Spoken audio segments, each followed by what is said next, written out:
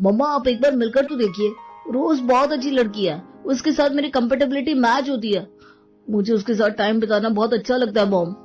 देख बेटा, मेरी बात कान खोल कर सुन ले। हमारे घर में कोई अंग्रेजन बहू बनकर नहीं आएगी। हम लंदन में रहने के लिए जरूर आ गए हैं, लेकिन इसका यह मतलब नहीं कि यहाँ रहकर हम पूरे अंग्रेज हो जाएं। एक गोरी शादी करके घर में आएगी तो हमारे घर के रीति रिवाज, परंपराएं, जिन्हें मैं आज तक अपने साथ लेकर चल रही हूँ, सब खत्म हो जाएगा। देख बेटा, हमारे यहाँ शादी सिर्फ लड़का लड़की की नहीं होती, दो परिवारों की होती है। घर में जो बहू आती है ना, वही अगली पीढ़ी को अच्छे संस्कार, अपने खानदान के रीति रिवाज और परंपराओं से जोड़ती है। अब अगर दूसरे देश की लड़की को दुल्हन बनाकर ले आएंगे तो हमारे हिंदुस्तान का कल्चर तो हमारी पीढ़ी के साथ ही खत्म हो जाएगा। वो तो आने वाली पीढ़ी को अपना ये फिरंगी कल्चर ही सिखाएगी ना। देख बेटा, तेरे प्यार के खिलाफ नहीं है हम, लेकिन एक बहू का रिश्ता सिर्फ बेटे से नहीं होता, पूरे परिवार की जरूरी कड़ी होती है वो। मम्मा आपकी यही दकियानुसी बातें मेरी समझ से बाहर है। अरे दुनिया कहाँ से कहाँ पहुंच गई है और आप ये समाज संस्कृति की बातें कर रही हैं। अगर ऐसी बात है तो आप क्यों लेकर आया मुझे लंदन? रहते इंडिया में, फिर मैं भी खुशी खुशी इंडियन लड़की से शादी कर लेता। बेटा ऐसा है ना, तेरे पापा ने बहुत मेहनत करके ये बिजनेस खड़ा किया है। लंदन में आकर बिजनेस खड़ा करने और पैसे कमाने के लिए हमने अपना घर, देश, परिवार सब पीछे छोड़ दिया। और तुझे क्या लग रहा है कि तेरी शादी किसी फिरंगी लड़की से करके मैं अपनी बरसों की मेहनत पर पानी फेर दूंगी? मैं ये बात अच्छे से जानती हूँ कि हमारे परिवार की परंपरा को एक हिंदुस्तानी लड़की ही आगे लेकर जाएगी। कान खोल कर सुन ले मेरी बात। तेरी रोज चाहे जितनी संस्कारी हो, लेकिन एक भारतीय लड़की का उसके साथ कोई मुकाबला नहीं। समझदारी इसी में है कि तू उसे गुड बाय कर दे। हम तेरे लिए हिंदुस्तान से एक पढ़ी लिखी सुंदर सुशील लड़की लेकर आएंगे। और बेटा, हिंदुस्तानी लड़कियां किसी से कम नहीं होती। एजुकेशन, खूबसूरती, संस्कार, हर मामले में इन विदेशी लड़कियों से आगे है हमारी इंडियन लड़कियां। होगी मम्मा, पर मैं यहाँ कोई कंपैरिजन नहीं कर रहा हूँ। और जब मुझे रोज पसंद है तो मैं किसी इंडियन लड़की की बात बीच में क्यों लाऊं? मुझे नहीं देखनी कोई इंडियन लड़की। मैं पिछले 20 सालों से लंदन में रह रहा हूँ और अब लंदन ही मेरा घर है। जिस इंडिया को मैंने देखा नहीं, जाना नहीं, वहाँ का कल्चर मुझ पर जबरदस्ती मत थोपो। ठीक है बेटा, तू एडल्ट हो गया है, लंदन में पला बड़ा है, तो लंदन का एक और कानून तो पता होगा ही तुझे। 18 साल के बाद माँ बाप बच्चों की जिम्मेदारी उठाने के लिए मजबूर नहीं होते। यह हिंदुस्तान नहीं है कि जीवन भर बाप बेटे को बिठा कर खिलाएगा। अगर तू अपने माता पिता की इच्छाओं का सम्मान नहीं कर सकता तो माफ करना, हम भी इस पूरी प्रॉपर्टी में से एक फूटी कौड़ी तेरे हाथ में नहीं दे सकते। मम्मा, ये तो सरासर ब्लैकमेलिंग हुई। अब सीधा सीधा मुझे ब्लैकमेल कर रही हो। पिछले 5 सालों से पापा की कंपनी में दिन रात मेहनत कर रहा हूँ मैं। ऐसे कैसे आप मुझे पूरी प्रॉपर्टी से बेदखल कर सकती हो? देख बेटा, जो तेरी माँ कह रही है वो बिल्कुल सही है। और एक बार हमारे कहने से तू हिंदुस्तानी लड़की से मिल तो सही, तो अपने आप फिरंगी लड़कियों को भूल जाएगा। अभिषेक पम्मी और दिलशाद का इकलौता बेटा था। 20 साल पहले पंजाब छोड़कर दोनों लंदन में आकर बस गए थे। दिलशाद और पम्मी ने दिन रात मेहनत करके लंदन में अपना एक बिजनेस सेटअप कर लिया था और आज उनके पास रुपए पैसों की कोई कमी नहीं थी। बेटे अभिषेक को भी उन्होंने अच्छी परवरिश दी थी, लेकिन इतने सालों से लंदन में रहने के कारण अभिषेक पूरी तरह से अंग्रेज हो गया था। हिंदुस्तान की परंपरा, संस्कृति अब पीछे छूट गई थी और इसी बात की दिलशाद और पम्मी को सबसे ज्यादा चिंता थी कि कहीं उनके बेटे के दिल से हिंदुस्तान हमेशा के लिए खत्म न हो जाए। पम्मी तो चिंता मत कर, मैंने पंजाब में अपने एक दोस्त के यहाँ इसकी शादी की बात चलाई है। अरे लड़की इतनी खूबसूरत है कि पंजाब की बड़ी बड़ी हीरोइन फेल है इसके आगे। भूरी आंखें, लंबे काले बाल, जब पटियाला सूट पहनकर उसके सामने आएगी ना, तो इन भूरे बाल वाली फिरंगनों की तस्वीर ही मिट जाएगी हमारे पुत्र की आंखों से। एक बात बताओ जी, लड़की पढ़ी लिखी तो है ना? आपको तो पता ही है विदेश में क्या रह लिया, इससे अब हिंदुस्तान का हर इंसान देहाती गवार नजर आने लगा है। मैं चाहती हूँ कि हम इसके लिए ऐसी लड़की पसंद करें जिससे मिलकर इसके मन के सारे डाउट ही दूर हो जाए। अरे तो चिंता ना कर, लड़की ने MBA किया हुआ है और अच्छी कंपनी में नौकरी भी करती है। तेरे पुत्र के पास ना कहने का कोई कारण ही नहीं होगा। ऐसे पटर पटर अंग्रेजी बोलती है, तू तो देखती रह जाएगी। बड़ी अच्छी बात कही जी आपने। मैं तो कहती हूँ अब देर मत करो, फटाफट अपने अभिषेक की फोटो भेजो। उन्हें भी हमारा अभिषेक पसंद आ जाए तो हम लोग पंजाब की फ्लाइट लेकर सीधा लड़की वालों के घर चलते हैं। दूसरी तरफ नताशा के घर वालों को जब अभिषेक के बारे में पता चला तो उनकी खुशी का कोई ठिकाना ही नहीं रहा। इंडिया में वैसे भी NRI लड़कों का एक अलग ही क्रेज है और जब नताशा को ये पता चला कि लड़के की पूरी फैमिली लंदन में सेटल है, तो उसकी तरफ से भी ना कहने की कोई गुंजाइश ही नहीं बची थी। अभिषेक के इंडिया आने पर, बहुत सुंदर है जी आपका बेटा, पढ़ा लिखा है, दोनों बच्चों की पर्सनालिटी भी बिल्कुल ऐसी है, ऐसा लगता है एक दूसरे के लिए बनाया है ऊपर वाले ने। हमें तो रिश्ता बहुत पसंद आया। अब एक बार बच्चे भी आपस में मिलकर सब ओके कर दे तो हम बात आगे बढ़ाएं। हाँ पापा, वैसे तो मुझे भी लड़का पसंद है, लेकिन आपको ऐसा नहीं लगता लंदन में रहकर भी अभिषेक कुछ सहमा सा है? उसके चेहरे पर कोई खुशी, एक्साइटमेंट जैसा कुछ नजर ही नहीं आ रहा, बस अपनी पेरेंट्स की हाँ में हाँ मिला रहा है। बेटा ऐसा नहीं है, पहली बार इंडिया आया है, समझ नहीं पा रहा होगा कि क्या कहे। बाकी लंदन में रहने वाला बच्चा किसी के दबाव में आकर शादी करेगा, ऐसा मुझे तो नहीं लगता। बात तो सही है, लंदन में हमारे देश जैसा माहौल थोड़ी ना है कि माँ बाप की पसंद से शादी होगी। पूरी तसल्ली करने के बाद आखिर में अभिषेक की शादी नताशा के साथ फिक्स हो जाती है और 15 दिन में शादी करके नताशा लंदन पहुंच जाती है। शादी के बाद, बेटा हम सारी जिंदगी से यहीं रह रहे हैं, बहुत लोगों के साथ उठना बैठना है अपना, इसीलिए हम यहाँ पर रिसेप्शन पार्टी करेंगे, तुम तैयारी कर लेना। जी मम्मी जी। शाम के समय रिसेप्शन पार्टी शुरू हो गई थी। अभिषेक के दोस्त पार्टी में पहुंच चुके थे। जैसे ही दुल्हन की एंट्री होती है, अभिषेक के दोस्त आकर उसे हग और किस करके विश करने लगते हैं, जिससे वो बहुत अनकंफर्टेबल फील करने लगती है। अभी तुमने देखा तुम्हारे दोस्त ये क्या कर रहे हैं? प्लीज रोको ना इन्हें। अरे विश कर रहे हैं नताशा, और क्या कर रहे हैं? तुम्हें क्या लग रहा है वो तुम्हें बैड टच करेंगे? प्लीज, हमारे यहाँ शादी में बधाई ऐसे नहीं दी जाती।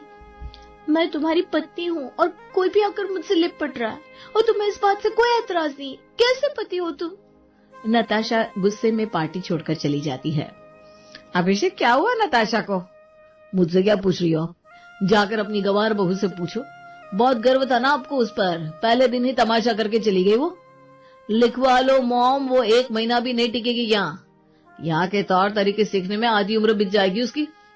अरे चुप कर तू, वो पत्नी है तेरी, तेरा फर्ज बनता है उसे कंफर्टेबल फील कराना। नई जगह आई है, उसका हौसला बढ़ाना चाहिए, और तू उसे ही अनाप शनाप बोल रहा है। पम्मी जाकर बहू को समझाती है और वापस पार्टी में लेकर आती है, लेकिन अभी थोड़ा खफा सा नजर आने लगा था। वैसे तो बहू नताशा पढ़ी लिखी थी, लेकिन फिर भी लंदन के खुले माहौल में एडजस्ट करने में उसे काफी परेशानी हो रही थी। अरे बेटा, आज तो तुझे बहू को लेकर डिनर पर जाना था, फिर ऐसे मुंह लटका कर क्यों बैठा है? मम्मी आपको पता है ना, आपकी बहू कहीं ले जाने लायक ही नहीं है। जैसे उसने रिसेप्शन पार्टी में तमाशा किया, वहां जाकर भी ऐसा ही तमाशा क्रिएट करेगी। इसीलिए आपसे कहता था मुझे मेरी पसंद की लड़की से शादी करने दो। लेकिन आपको तो इंडियन लड़की का भूत सवार था। मेरी जिंदगी खराब करके खुश तो हो गई होगी आप। देख अभिषेक, तू मेरा बेटा है, तेरी जिंदगी खराब करके मुझे कोई खुशी नहीं मिलेगी। आज नहीं तो कल तुझे इस बात का एहसास जरूर होगा कि हम दोनों ने तुम्हारे लिए जो निर्णय लिया वो सही था। कोई गांव की देहाती गवार नहीं है, पढ़ी लिखी लड़की है वो। मैं उसे समझाऊंगी, कोई तमाशा नहीं क्रिएट करेगी। सास पम्मी नताशा को तैयार करके बेटे अभिषेक और उसके दोस्तों के साथ डिनर करने के लिए भेज देती है। नताशा और अभिषेक एक क्लब में पहुंचते हैं, जहां पर अभिषेक अपने दोस्तों के साथ ड्रिंक करने लगता है। नताशा देखती है कि अभिषेक की फ्रेंड्स भी उसके साथ बैठकर ड्रिंक कर रही हैं। कुछ देर बाद सभी लोग डांस करने लगते हैं। लगता है अभिषेक को तो मुझ में कोई इंटरेस्ट ही नहीं है, दूसरी लड़कियों के साथ मजे से डांस कर रहा है। नताशा अभी परेशान सी कोने में बैठी थी, तभी अभिषेक का दोस्त रितेश आकर नताशा का हाथ पकड़कर उसे भी डांस करने के लिए ले जाता है।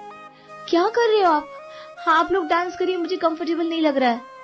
नताशा के विरोध करने पर अभिषेक का फ्रेंड उसका हाथ छोड़कर चला जाता है। नताशा, मैंने घर पर ही कहा था ना, कोई सीन क्रिएट मत करना।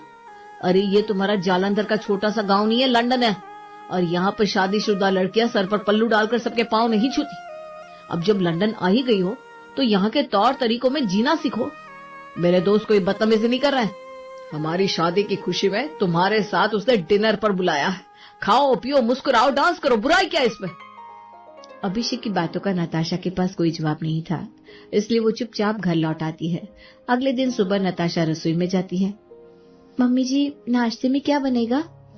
बेटा अब ये इंडिया तो है नहीं, यहाँ पर खाना बनाने में बहुत ज्यादा टाइम और एनर्जी कोई वेस्ट नहीं करता। कुछ भी हल्का फुल्का खा लेंगे। हम लोग तो ज्यादातर ब्रेड और आमलेट ही खा लेते हैं। मम्मी जी, अब मैं आ गई हूँ ना, अब आप लोगों को यह हल्का फुल्का रूखा सूखा खाना खाने की कोई जरूरत नहीं है। मैं सबके खाने पीने का पूरा ख्याल रखूंगी। कुछ देर बाद अभिषेक तैयार होकर हॉल में आता है तो देखता है आज उसकी पत्नी नताशा ने इंडियन लड़कियों की तरह सलवार सूट नहीं बल्कि जींस टॉप पहन रखा है। पत्नी में बदलाव को देखकर अभिषेक को अच्छा महसूस होता है। इंडियन फूड पसंद है ना आपको? तो आज मैंने इंडियन स्टाइल का ही नाश्ता बनाया है। लेकिन फिर भी आप अपनी चॉइस बता दीजिए, मैं कल से आपकी पसंद का खाना बनाने की कोशिश करूंगी। देखो नताशा, मेरे लिए खाना और नाश्ता बनाने में अपना टाइम वेस्ट करने की कोई जरूरत नहीं है। मैं कुछ भी खा लेता हूँ। अभिषेक, आप मेरे पति हैं और हमारे यहाँ पति को अपने हाथों से परोसकर खाना खिलाना बोझ नहीं होता। हर पत्नी को खुशी मिलती है जब वो अपने परिवार को अपने हाथों से पकाकर खाना खिलाती है। आप तो बस मुझे अपनी पसंद बता दीजिए, बाकी सब मैं मैनेज कर लूंगी। अभिषेक बेटा, शाम को थोड़ा जल्दी आना। नताशा को कहीं बाहर ले जाना, उसे अपना शहर दिखाओ, तभी तो धीरे धीरे यहाँ के तौर तरीके सीखेगी ना। ठीक है मम्मी, मैं जल्दी आ जाऊंगा। शाम को अभिषेक घर पहुंचता है तो देखता है नताशा आज वेस्टर्न ड्रेस पहनकर तैयार हुई है। न आज उसके माथे पर बिंदी थी, न ही सलवार सूट पहना हुआ था। अभिषेक को आज नताशा कुछ बदली बदली सी नजर आ रही थी। तुम तैयार हो तो चले? आपके लिए कॉफी और स्नैक्स बनाकर रखे हैं, आप पहले नाश्ता कर लो। तब तक आपका फ्रेंड रितेश और मोना भी आ जाएंगे, फिर हम लोग साथ में घूमने चलेंगे। तुमने रितेश को इनवाइट किया? मुझे लगा उस दिन क्लब में रितेश को काफी बुरा लगा होगा जब मैंने डांस के समय उसका हाथ झटक दिया था। सॉरी बोल दूंगी और इसी बहाने थोड़ी जान पहचान भी हो जाएगी। तुम सब कुछ सही करने के लिए एफर्ट कर रही हो, मुझे अच्छा लगा। आपको भी सॉरी बोलना था। मैंने आपको और आपके दोस्तों को बहुत गलत समझा। वो हमारे जालंधर में ऐसी किसी भी पराये लड़की या लड़की को टच करना अच्छा नहीं माना जाता ना, तो वैसी ही सोच हो गई है।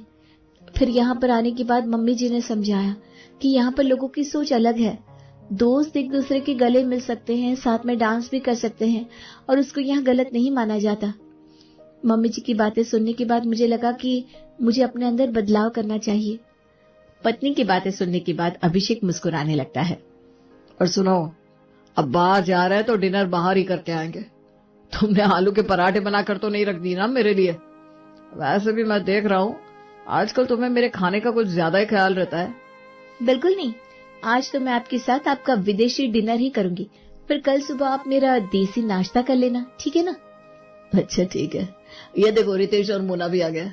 अभिषेक का दोस्त रितेश नताशा को गले लगाने के लिए आगे बढ़ता है, लेकिन उसे कुछ दिन पहले हुई पार्टी वाली घटना याद आ जाती है और वो रुक जाता है। लगता है रितेश को मेरा उस दिन का बिहेवियर याद आ गया, इसलिए बेचारा मेरे नजदीक आने से भी डर रहा है। नताशा आगे बढ़कर खुद रितेश और मोना को हक करती है और हॉल में बैठने के लिए कहती है। कॉफी या चाय? आप तो इंडियन हो, चाय भी पसंद करते होंगे ना? भाभी, मैं भाभी बुला सकता हूँ ना आपको? बिल्कुल, जो आपको पसंद हो वो आप बुला सकते हो। भाभी, यार लंदन में ना हर कोई शोबाजी में कॉफी ऑफर करता है। बड़े दिनों बाद कोई चाय पूछने वाला बंदा मिला है। आप तो ऐसा करो, अदरक वाली चाय बनाकर पिला दो, जालंधर वाली स्पेशल। एक बात पूछूं आपसे, बुरा तो नहीं मानोगे? लस्सी और आलू के पराठे जिस दिन भी बनाओगे ना, मुझे जरूर याद कर लेना। जालंधर गए हुए तो कई कई साल बीत जाते हैं। और मेरी अंग्रेज बीवी, इसे आलू के पराठे बनाने आते ही नहीं तो बंदा करे तो क्या करे? कम ऑन रितेश, मैं अंग्रेज नहीं हूँ, लेकिन अब इसमें मेरी क्या गलती? मेरी मॉम पिछले 15 सालों से लंदन में रह रही है। अब तो मेरी मॉम को भी नहीं आते ढंग से आलू के पराठे बनाने, मुझे कहाँ से आएंगी? तभी तो कहते हैं वही बंदे को ना इंडियन लड़की से शादी करनी चाहिए। मैं तो डुप्लीकेट इंडियन के चक्कर में फंस गया, लेकिन तुझे मिली है ओरिजिनल इंडियन बीवी। सरसों दा साग और मक्के की रोटी, आलू के पराठे तो लस्सी सब बनाना आता है भाभी जी को। सोच सोच के मेरे तो मुंह में पानी आ गया भाई। मोना देख लो, अब रितेश को तुम्हारे इंडियन होने पर भी शक होने लगा है।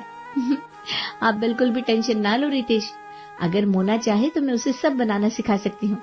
और अगर मोना तुम्हारा खाना बनाने में इंटरेस्ट ना भी होना तो भी कोई टेंशन की बात नहीं। जब भी आपको इंडियन फूड खाने का मन करे, बिना सोचे आप यहाँ चले आना, मैं खिलाऊंगी आपको। नताशा का अभिषेक के दोस्तों के लिए इतना प्यार और अपनापन देखकर अभिषेक को अपने मम्मी पापा की पसंद पर गर्व महसूस हो रहा था। रितेश और मोना को चाय पिलाने के बाद वो लोग घूमने के लिए निकलने लगते हैं। अरे नताशा, ये वेस्टर्न ड्रेस तो पहन ली तुमने, और ये हाथों में से लाल चूड़ा नहीं निकाला? अभिषेक, आपकी खुशी के लिए मैंने आपके कल्चर को तो अपना लिया, लेकिन ये लाल चूड़ा ये मेरे देश की संस्कृति है, इसे नहीं छोड़ सकती। दोनों को साथ लेकर चलेंगे। अब 1 साल तक ये चूड़ा मुझसे अलग नहीं हो सकता। नताशा की एक एक बात अभिषेक के दिल पर गहरा असर कर रही थी।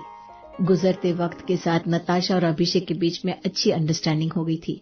नताशा ने अभिषेक के विदेशी कल्चर और परंपराओं को अपनाने की पूरी कोशिश की थी। वहीं अभिषेक भी अब अपनी पत्नी के देसी अंदाज को पसंद करने लगा था।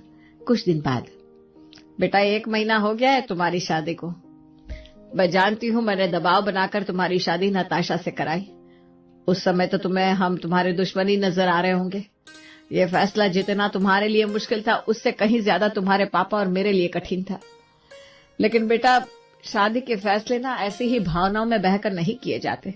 मैं जानती थी अंग्रेज लड़की से शादी करते तुम, तो तुम्हारी शादी ज्यादा दिन चल नहीं पाती, क्योंकि तुमने बचपन से अपनी माँ को जिस तरह से रहते देखा है, तुम्हारी अंग्रेज बीवी से कभी तुम्हें वो नहीं मिल पाता। एक मासूम बच्ची को इंडिया से अपनी जिम्मेदारी पर लेकर आना एक बहुत बड़ा चैलेंज था, लेकिन हमें अपनी परवरिश पर पूरा भरोसा था।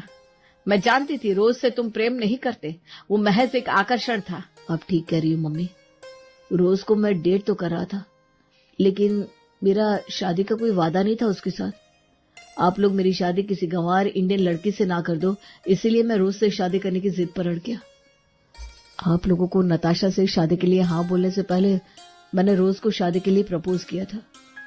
मैंने सोचा था अगर रोज शादी के लिए हाँ कर देगी तो मैं आपका ये बिजनेस प्रॉपर्टी सब छोड़कर उसके साथ अपना घर बसा लूंगा। लेकिन रोज तो सीरियस ही नहीं थी, उसने शादी के लिए साफ साफ मना कर दिया। मेरे पास और कोई रास्ता नहीं बचा था, इसलिए मैंने भी नताशा से बेमन से ही शादी के लिए हाँ कर दिया। शादी के बाद मुझे समझ में आया कि हिंदुस्तानी लड़कियां यहाँ की लड़कियों से कितनी अलग है। मैं उसे इग्नोर करता रहा, लेकिन वो मेरे करीब आने के लिए लगातार प्रयास करती रही। उसने अपने अंदर तमाम बदलाव किए ताकि वो मेरे साथ कदम से कदम मिलाकर चल सके। मेरे पूरे परिवार का ख्याल रखती है, मेरा ख्याल रखती है, अपनी ईगो को कभी बीच में नहीं आने देती। इससे ज्यादा मैं अपनी पत्नी से चाह भी क्या सकता हूँ। आपका डिसीजन एकदम सही था मम्मा। देर से ही सही, लेकिन मुझे नताशा से शादी करने के फैसले पर बहुत गर्व है। तो वही कहते हैं ना, अंत भला तो सब भला। और इस तरह नताशा और अभिषेक की इस कॉम्प्लिकेटेड मैरिज को नताशा अपने प्यार और समर्पण से एक हैप्पी मैरिज में बदल देती है। कहते हैं भाभी माँ समान होती है, और गुंजन को बड़ी भाभी ने हमेशा उसे एक माँ से बढ़कर प्यार किया।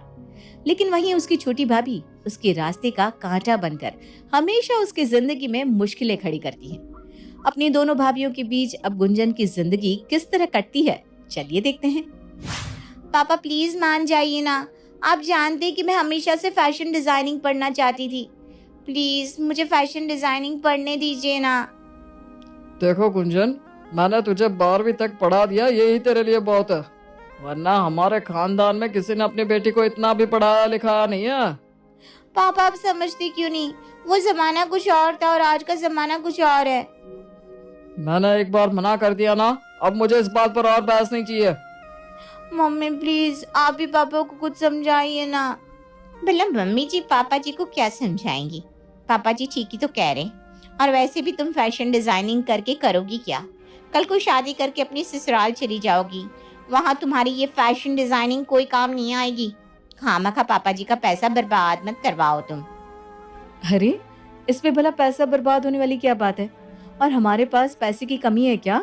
इतनी प्रॉपर्टी है हमारी। लोग कमाते ही इसलिए है ताकि वो अपने बच्चों की जिंदगी बना सके।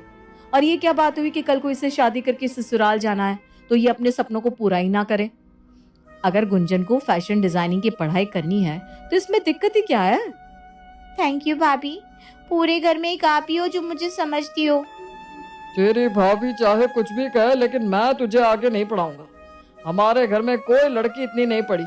मैं तुझे पढ़ने के लिए कॉलेज नहीं भेजूंगा, और आज के बाद मुझे तेरे मुंह से ये बात दोबारा ना सुननी पड़े। आप हमेशा मेरे साथ ऐसा ही करते हैं पापा। अरे भाई अब इसमें भला रोने वाली क्या बात है? ठीक ही तो कह रहे हैं पापा जी। तुम चुप करो रिया। और पापा जी, अगर आप गुंजन को नहीं पढ़ाना चाहते हो तो ठीक है, मैं अपने बलबूते पर गुंजन को आगे की पढ़ाई करवाऊंगी। जिस तरह वो आपकी बेटी है वैसे ही मेरे लिए वो मेरी बेटी समान है। इसलिए अब आप हम दोनों के बीच में कुछ नहीं बोलोगे। मेरी ननद को अगर फैशन डिजाइनर बनना है तो वो फैशन डिजाइनर जरूर बनेगी। लेकिन बहू, लेकिन कुछ नहीं पापा जी। अब गुंजन को कोई भी उसकी पढ़ाई से नहीं रोकेगा। आखिर मेरा भी उस पर कुछ हक है। थैंक यू सो मच भाभी। आंखों में आंसू लिए गुंजन अपनी बड़ी भाभी के सीने से जाकर लग जाती है। उन्हें देखकर उसकी छोटी भाभी चिढ़कर वहां से चली जाती है। समय बीतता है। तभी एक दिन, पापा मुझे आपसे कुछ बात करनी थी। हाँ बोलो, क्या बात है? पापा मैं बस से कॉलेज आती जाती हूँ ना तो बहुत बार लेट हो जाती हूँ।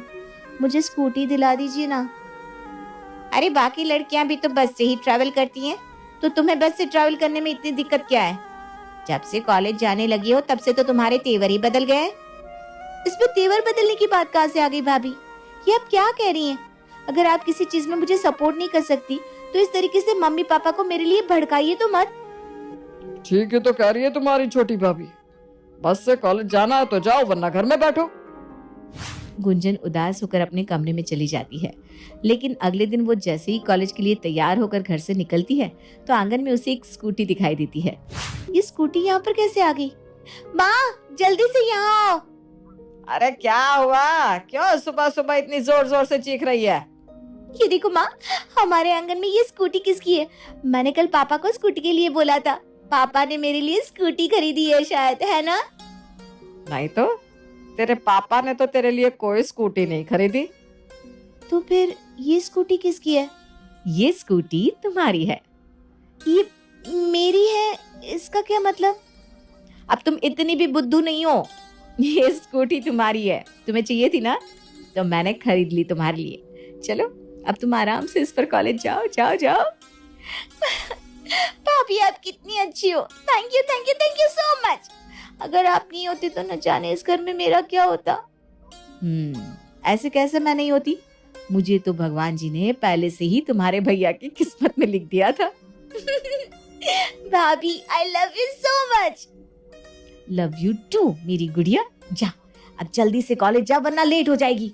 अरे हाँ, बाय भाभी, बाय माँ। शीतल बहू, तुम्हारा बहुत बहुत शुक्रिया। इस घर में मैं तो गुंजन के पापा के आगे ज्यादा बोल नहीं पाती, लेकिन तुम मेरी बच्ची के लिए जो इतना सब करती हो, तुम्हारा ये एहसान मैं कभी नहीं चुका सकती। ऐसा मत कहिए माँ जी, इसमें भला एहसान कैसा? मैं जब इस घर में शादी करके आई थी ना तो गुंजन छोटी बच्ची ही थी। मेरे लिए वो मेरी ननद नहीं बल्कि मेरी बेटी ही है, और अपनी बेटी के लिए मैं इतना तो कर ही सकती हूँ। ऐसे ही समय बीतता है और एक दिन, पापा कल मेरे कॉलेज में सीनियर्स की फेयरवेल पार्टी है। मुझे घर आने में थोड़ी देर हो जाएगी। आपको कोई प्रॉब्लम तो नहीं है ना? पूछ रही है कि मुझे कोई प्रॉब्लम तो नहीं है, जबकि तू अच्छे से जानती है कि मुझे ये पार्टी वगैरह कुछ भी पसंद नहीं है। उसके बाद भी तूने मुझसे ये पूछने की हिम्मत कैसे की? अरे पापा जी, अभी तो सिर्फ इसने पार्टी में जाने की परमिशन लेने की हिम्मत की है। कल को न जाने ये किस किस चीज की हिम्मत करेगी। मैं तो आपको पहले ही मना कर रही थी, इसे कॉलेज मत भेजो। जब से कॉलेज जाने लगी है तब से इसके अलग ही पर निकल आए हैं। कॉलेज की एक फेयरवेल पार्टी में जाने के लिए तुम इतनी नेगेटिव बातें कैसे कर सकती हो? गुंजन तुम्हारी ननद है, उसके बाद भी तुम्हें उसके बारे में ऐसी बातें कहते हुए शर्म नहीं आती? मुझे क्यों शर्म आएगी? शर्म तो कल आपको आएगी। हर बात में बड़ी हिमायती बनती हो ना इसकी। देख लेना, ये कल को तुम्हारी ही नाक कटवाएगी। जो आज इसके इतने पर निकल रहे हैं ना, जब कल को किसी लड़की के साथ भाग जाएगी तो आप सबकी आंखें अपने आप खुल जाएगी। बस बहुत हो गया भाभी, मैंने एक पार्टी में जाने के लिए क्या पूछ लिया, अब तो मेरे कैरेक्टर पर ही उंगलियां उठाने लगी। भगवान ने मुझे एक ऐसी भाभी दी है जो मुझे मेरी माँ से भी ज्यादा प्यार करती है। और दूसरी भाभी, बस बहुत हो गया ड्रामा। मैं तुम्हें किसी पार्टी में नहीं भेजूंगा, जाओ अपने कमरे में। इतना सब सुनने के बाद तो पार्टी में जाने का मेरा मन वैसे भी मर चुका है। नहीं जाना मुझे कहीं भी। अरे रुको गुंजन, यहीं पर रहो। देखो शीतल बहू, आज तक मैंने तुम्हारी किसी बात में कोई दखल नहीं दी, लेकिन मुझे इस बारे में तुमसे कोई बहस नहीं करनी। पापा जी, मैं आपकी बहुत इज्जत करती हूँ, लेकिन आप जो कर रहे हैं वो बिल्कुल गलत है। अगर आपको लगता है कि पार्टी से आने में उसे लेट हो जाएगा, आपको सेफ्टी रीजन से ऐसा लगता है तो ठीक है, लेकिन रिया ने जो गुंजन के बारे में कहा, आप अपनी बेटी के बारे में ऐसी बातें कैसे सुन सकते हैं? क्या आपको अपनी बेटी पर इतना भी भरोसा नहीं है? जाने दीजिए ना शीतल भाभी, रिया भाभी मेरे बारे में इतना सब बोल गई, लेकिन पापा ने एक बार भी उनकी बात का विरोध नहीं किया। कोई परमिशन नहीं चाहिए मुझे। रुको गुंजन बेटा, मुझे माफ कर दो। शीतल बहू ठीक कह रही है। मैं तुम्हें पार्टी में जाने से इसलिए मना नहीं कर रहा था कि मुझे तुम पर भरोसा नहीं। मैं तो बस इसलिए ऐसा कह रहा था क्योंकि आजकल माहौल ठीक नहीं है। पापा जी, आजकल माहौल तो हर जगह का एक जैसा ही है, लेकिन अगर आपको अपनी परवरिश, अपनी गुंजन पर भरोसा है तो फिर चिंता मत कीजिए, कुछ नहीं होगा। ठीक है गुंजन बेटा, तुम पार्टी में चली जाना। और रिया बहू, तुम घर में थोड़ी सोच समझ कर बातें कर लिया करो। आज तो मैंने तुम्हें कुछ नहीं कहा, लेकिन आगे से मैं अपनी बेटी के बारे में ऐसा कुछ नहीं सुनूंगा। सॉरी पापा जी, इन दोनों की वजह से आज पापा जी ने मुझे सुनाया। बहुत शौक है ना इसे अपनी प्यारी ननद की अच्छी भाभी बनने का। देखो अब मैं कल घर में कैसा ड्रामा करती हूँ। गुंजन अगले दिन कॉलेज की पार्टी के लिए एक वेस्टर्न लॉन्ग ड्रेस पहनकर आती है। ओहो, पापा जी ने तुम्हें पार्टी में जाने की परमिशन क्या दे दी? तुम तो सर पर ही चढ़ गई। देख रहे हो ना पापा जी, ये पार्टी में कोई अच्छा सा सूट या साड़ी भी तो पहन कर जा सकती थी, लेकिन ना जी, इनने तो वहाँ फैशन झाड़ना है। और मुझे अच्छी तरह पता है कि इसे वहाँ पर फैशन क्यों झाड़ना है। प्लीज भाभी, अब आप बहुत ओवर कर रही हैं। मैं आपकी इन बातों के लिए आपको कुछ नहीं कह रही हूँ। इसका मतलब ये नहीं है कि आपके मन में जो आएगा आप बोलती जाओगी। अरे देखो देखो देखो, जरा कैसे जबान लड़ा रही है मुझसे। आज मुझसे जबान लड़ा रही है, कल को मम्मी जी पापा जी से भी जुबान लड़ाएगी। बस कर दे रिया बहू, खामखा बाप बेटी के बीच में आग लगाने का काम तो मत कर। एक तो मैं घर की भलाई सोच रही हूँ कि कल को ये समाज में हमारी नाक ना कटवा दे, और आप उल्टा मुझे ही बोल रही हो। अरे पूछो ना इससे क्यों पहनी है इसने ये वेस्टर्न ड्रेस, क्यों किया है इतना मेकअप? अच्छे कपड़े पहने ही थे तो मुझसे साड़ी मांग लेती। बात तो रिया बिल्कुल ठीक कह रही है। ये कैसी ड्रेस पहनी है तुमने? पापा, क्या आप भी भाभी की बातों में आ रहे हैं? ये ड्रेस घुटनों से लंबी है और पार्टी का थीम ही वेस्टर्न है, तो मैं पार्टी में साड़ी पहनकर कैसे जाऊंगी? और रिया भाभी को मैंने पार्टी का इनविटेशन कार्ड दिखाया था, उसमें साफ साफ लिखा था कि थीम वेस्टर्न है। उसके बाद भी ये जानबूझकर आपके सामने ऐसा कह रही है। मैं जानबूझकर क्यों पापा जी के सामने ऐसा कहूंगी? क्योंकि तुम्हें घर में आग लगाने में बहुत मजा आता है रिया रानी। या ऐसा भी तो हो सकता है गुंजन कि मेरी प्यारी देवरानी पढ़ना लिखना भूल गई हो, इसलिए उसे समझ में नहीं आया कि इनविटेशन कार्ड पर पार्टी की थीम वेस्टर्न लिखी है, वरना ये बेचारी तुम्हें थोड़ी ना कुछ कहती है ना रिया? ये सब क्या है रिया बहू? जब तुम सब कुछ पहले से जानती थी तो फिर ये सब करने की क्या जरूरत थी? तुम आए दिन गुंजन को मुझसे डांट पड़वाती हो। शीतल बहू सही कह रही है, पता नहीं तुम्हें घर में लड़ाई करवाने में क्या मजा आता है। आज के बाद मैं तुम्हारे मुंह से ऐसी कोई बात ना सुनूं। गुंजन के पापा थोड़ी पुरानी विचारों वाले थे, इसलिए वो हमेशा रिया की बातों में आ जाते थे। लेकिन रिया को आज फिर से सबके सामने उनसे डांट पड़ गई। अब तो उसका पारा हाई हो गया। वो शाम के समय बाजार में घूमने निकली और तभी उसकी नजर पड़ी गुंजन पर, जो एक लड़की के साथ वहां पर बैठी थी।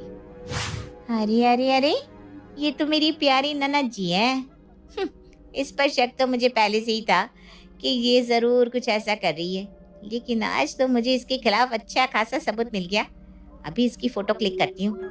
आज तो घर पहुंचकर इसे पापा जी से ऐसा पिटवाऊंगी ना कि जिंदगी भर याद करेगी कि किससे पाला पड़ा था। रिया घर पहुंचकर गुंजन के पापा को उसकी फोटो दिखाती है। फोटो में उसे किसी लड़की के साथ बैठा हुआ देखकर उसके पापा आग बबूला हो जाते हैं। तभी थोड़ी देर बाद गुंजन भी घर आती है।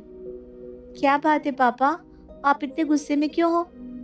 गुंजन के ऐसा पूछते ही उसके पापा बिना कुछ कहे उसके मुंह पर एक जोरदार चांटा जड़ देते हैं। अगर पहले ही मैंने रिया बहू की बात मान ली होती तो आज ऐसी नौबत ही नहीं आती। कौन है ये लड़का? पापा, वो पापा। क्या पापा पापा लगा रखा है? जल्दी बता, कौन है ये लड़का? ये विशाल है पापा, हम दोनों एक दूसरे को पसंद करते हैं। मैं आपको विशाल के बारे में बताने ही वाली थी। इससे पहले कि मैं तुझे और मारूं, अभी क्या भी चल जा मेरी नजरों के सामने से। मिल गई तुम्हें तसल्ली घर में कलेश करवा कर। अभी आप मुझे ही सुना रही हैं? जानती है ना आपकी लाडली ननद ने क्या किया? मैं तो कहती हूँ जितनी जल्दी हो सके इसकी शादी करवा दो, वरना ये कल को न जाने क्या गुल खिलाएगी। तुम ठीक कह रही हो रिया बहू, मैं कल से ही इसके लिए रिश्ता ढूंढना शुरू कर देता हूँ। ये आप क्या कह रहे हो पापा जी? अभी तो गुंजन की पढ़ाई भी पूरी नहीं हुई और आप एक बार विशाल से मिलकर तो देखिए, क्या पता वो अच्छा लड़का हो। कोई अच्छा लड़का नहीं है वो, अपनी आंखों से देखा है मैंने उसे, एक नंबर का लफंगा लग रहा था। और पापा जी आपको ना गुंजन के लिए रिश्ता ढूंढने की कोई जरूरत नहीं है, मैं अपने भाई के साथ उसकी शादी करवा दूंगी। मेरा भाई तो लाखों में एक है हीरा। दिया लेकर ढूंढने भी जाओगे ना तो भी आपको अपनी बेटी के लिए ऐसा लड़का नहीं मिलेगा। ठीक है, फिर तुम अपने घर पर बात करो और जितनी जल्दी हो सके उन्हें यहाँ बुला लो। गुंजन के मम्मी पापा अपने कमरे से चले जाते हैं। ये तुमने ठीक नहीं किया रिया, जानती हो ना तुम्हारी वजह से गुंजन की जिंदगी तबाह हो सकती है। मैं सब कुछ आपसे ज्यादा अच्छे से जानती हूँ और उसकी भलाई के लिए ही ऐसा कर रही हूँ। इसलिए आप मुझे ज्यादा ज्ञान मत दीजिए। रिया हंसती हुई अपने कमरे में चली जाती है। इसकी हंसी के पीछे जरूर कोई ना कोई राज छिपा है। जब इसे गुंजन एक फूटी आंख नहीं सुहाती तो आखिर ये अपने भाई की शादी उससे करवाना क्यों चाहती है? कुछ ना कुछ गड़बड़ तो जरूर है, मुझे पता लगाना होगा। रिया अपने कमरे में अपनी माँ से फोन पर बात कर रही थी, तभी शीतल कमरे के बाहर छिपकर उसकी सारी बातें सुन लेती है। अरे माँ, आज तो मैंने पापा जी को अपने आटे में ले ही लिया।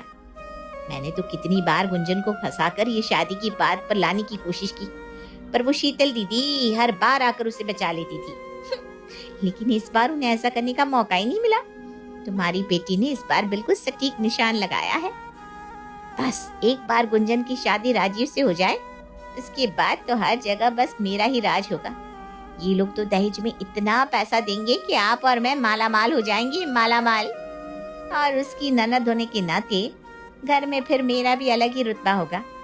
अगर इन्होंने मुझे यहाँ कुछ कहा तो वहाँ तुम इसका जीना हराम कर देना।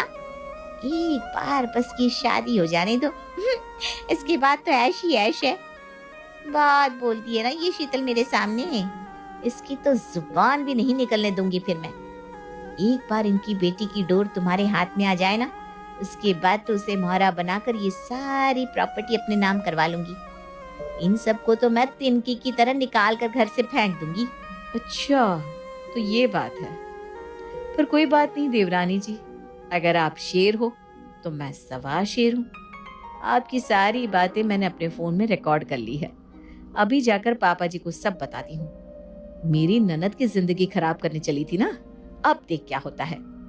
शीतल जल्दी से अपने सास ससुर के पास जाकर उन्हें रिया की रिकॉर्डिंग सुनाती है। तभी वहां पर उसका पति हिमांशु और देवर राहुल भी आ जाता है।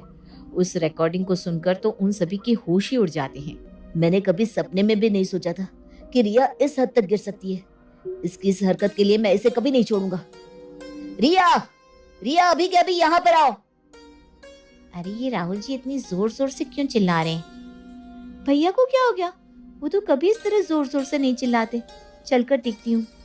मुझे यकीन नहीं हो रहा कि तुम ऐसा भी कुछ कर सकती हो। अगर शीतल भाभी ने तुम्हारी रिकॉर्डिंग नहीं की होती तो तुम्हारी सच्चाई तो कभी हमारे सामने आती ही नहीं। मुझे नहीं पता था कि तुम पैसों की इतनी भूखी हो। अगर आज तुम्हारी सच्चाई हमारे सामने नहीं आती तो तुम तो मेरी बहन की जिंदगी ही बर्बाद कर देती, और कुछ सालों बाद हम सब की। राहुल जी ऐसा कुछ नहीं है, आप गलत सोच रहे हैं। बंद करो अपना ये ड्रामा, बहुत हो गया। चली जाओ मेरी नजरों के सामने से। मुझे माफ कर दे कुंचन बेटा, मैंने रिया बहू की बातों में आकर बहुत गलत किया। अगर शीतल बहू हमारे सामने सारी सच्चाई नहीं ले आती तो मुझसे तो बहुत बड़ा पाप हो जाता। मुझे माफ कर दे बेटा। पापा प्लीज, आप मुझसे माफी मत मांगिए, पर प्लीज आप मेरी शादी विशाल के अलावा किसी और से मत करवाइएगा। हम दोनों एक दूसरे से बहुत प्यार करते हैं। हाँ पापा जी, आप एक बार उसके परिवार से मिल तो लीजिए, बाकी सब फिर जैसा आप चाहें।